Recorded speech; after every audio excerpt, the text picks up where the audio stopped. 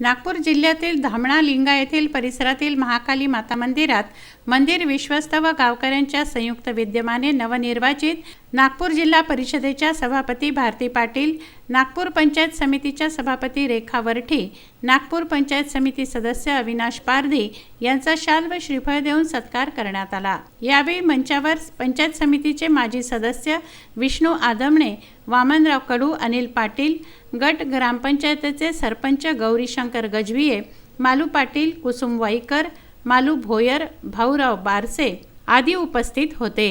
या कार्यक्रमाचे आयोजन मंदिराचे विश्वस्त सचिव भीमराव वाईकर यांनी केलं। ग्रामपंचायत सदस्य अंकुश शेंडे, दिनेश वाईकर, आशिष बोबडे, ज्वालासिंग बावरी, हरिश्चंद्र देशभ्रतार, खुशाल बारसे, राजू लांजेवार, बंडू धानफोले, गजानन पारधी, जितेंद्र उके यांच्यासह अनेक नागरिक या कार्यक्रमाला उपस्थित होते। याशिवाय ग्रामपंचायत धामणा, गट ग्रामपंचायत शिरपूर, भुयारी, खैरी व परिसरातील कार्यकर्तेही उपस्थित होते। जितेंद्र उके, विदर्भ न्यूज, नागपूर।